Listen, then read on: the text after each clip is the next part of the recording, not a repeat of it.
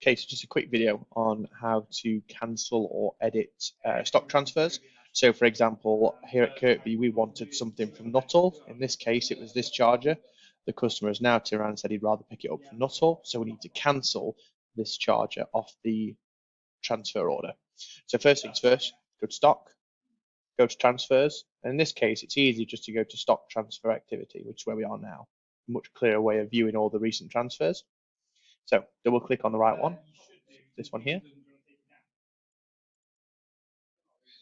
Okay, there's two ways you can do this. So if you want to cancel the entire thing, you could just go down here.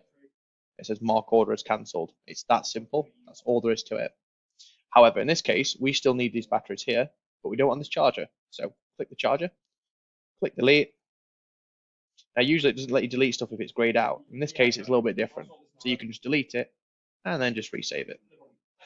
If need be, you can always go back and check. Transfer from Nuttall to Kirkby, and those two batteries are still there.